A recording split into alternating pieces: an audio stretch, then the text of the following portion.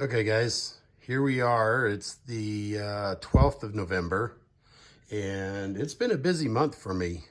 You guys are seeing the industrial area here, part of the layout. What you'll notice as I step away that this extension is not attached.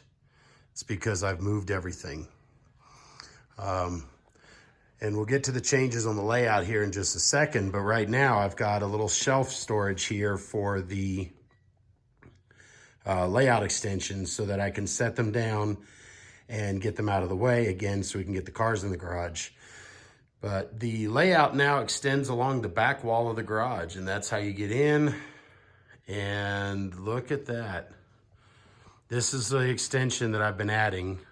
So we've got 18.5 feet worth of layout extension that I've been working on a lot. Now, not all the scenery's done, as you're about to see here in the urban sprawl / town area. And we've got some residents up here, and then we've got a gently sloping hill that will tie into the town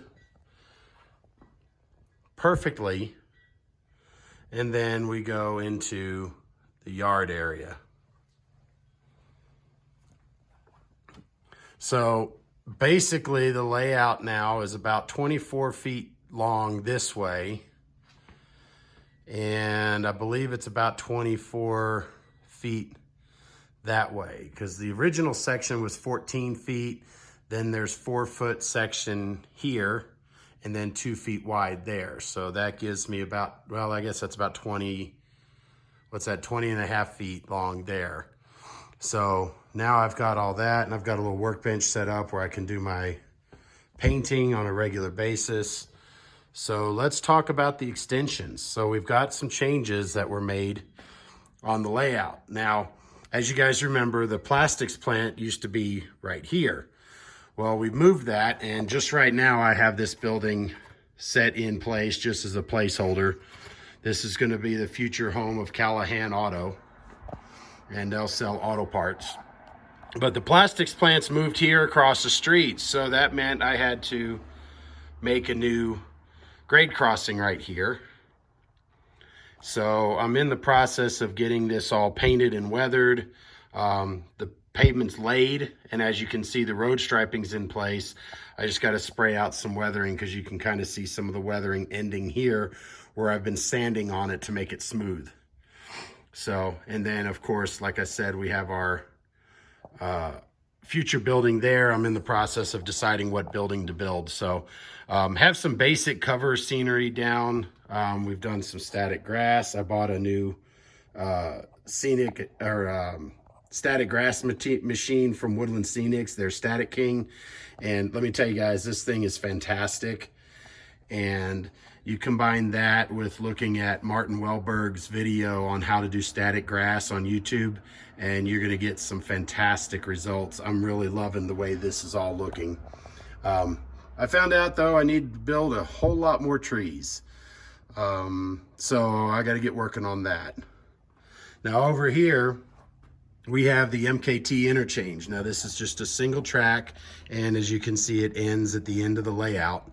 But this will just add some operational interest. I can run a locomotive across the diamond and hold up traffic. Got a small little, watchtower there.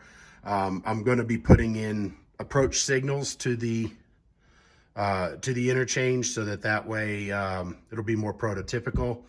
That's all still yet to come. But what this does is this allows a universal interchange of rolling stock.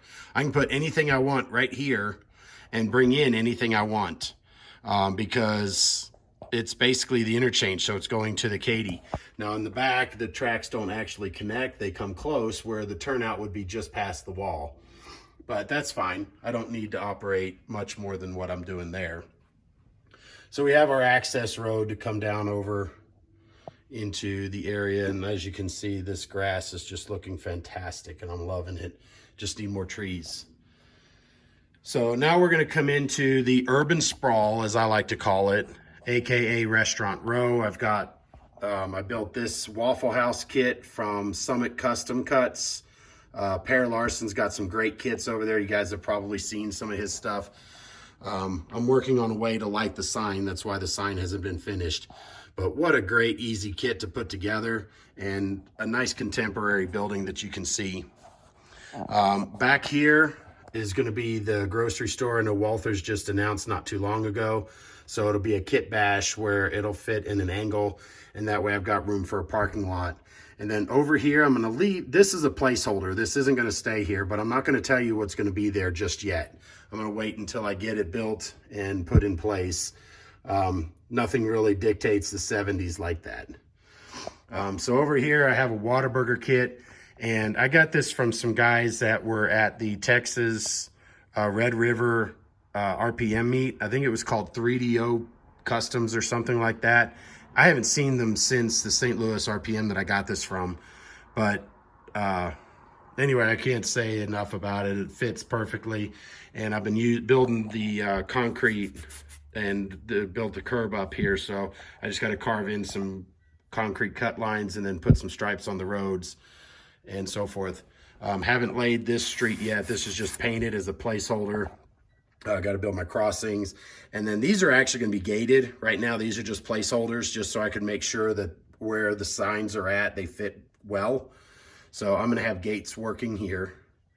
And then over here, I'm going to get a Kentucky Fried Chicken kit. I need to just actually buy it and start working on it. And then over here, I'm going to be putting a abandoned depot that isn't used anymore by the Missouri Pacific. So that way it'll help fill in a little bit of this area and give it that urban sprawl. Now also here, I'm going to have some operating traffic lights. And then we have the roads, of course, the parking lot going back into the Waffle House. And you can kind of see the Waffle House on the backside there.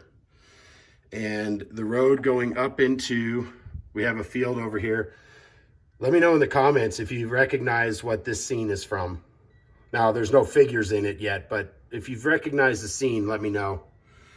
I'll have the road coming up here into the neighborhood, and I'll have some houses and stuff like this. And this is kind of the urban sprawl. And this kind of ties into the town, because in theory, there's a road that runs behind the scene this way.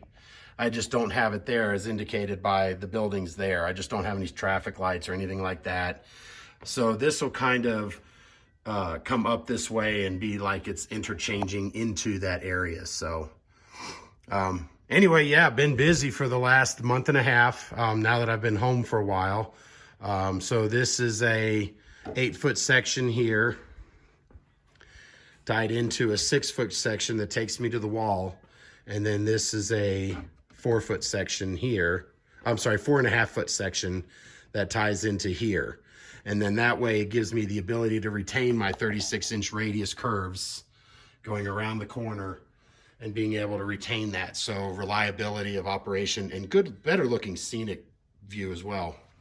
And then we have just number 8s on the turnout on the main line here. So we have a number 8 turnout to go off into the interchange and so forth. So, well, that's basically it. Let's go ahead and run a train and show you what else I got going on.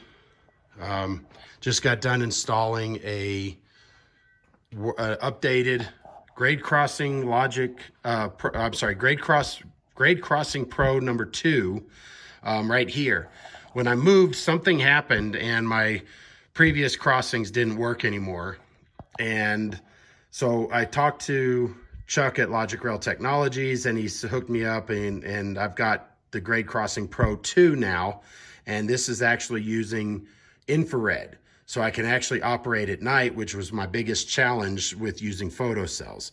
So you can kind of see it's a little more visible than I would prefer, but you can see the infrared detectors right there. But it operates in the dark, it operates at night, it operates during the day, and I don't have to modify any cars anymore. I can just put the freight cars on the track. I don't need to put in any sound cars or do any resistor wheel sets or anything like that anymore, because for some reason or other, the detectors I was using I had them where I would measure a 10K resistor across the wheel sets, and I could measure that across the treads of the wheel. But when I put it on the track, it didn't always detect. So I kind of got stumped and frustrated a little bit, so I kind of paused that, but this saves a whole lot more effort. So let's run a train through here, and then we'll conclude the video.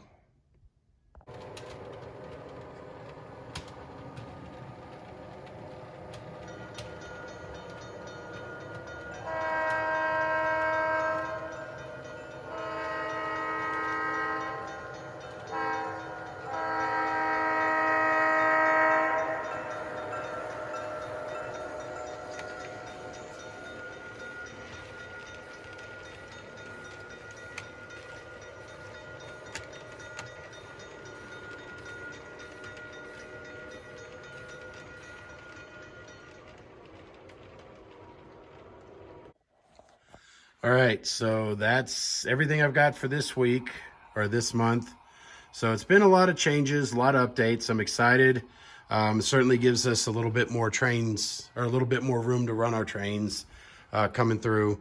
And this will be the next area. I'm still working on, like I said, some building kits.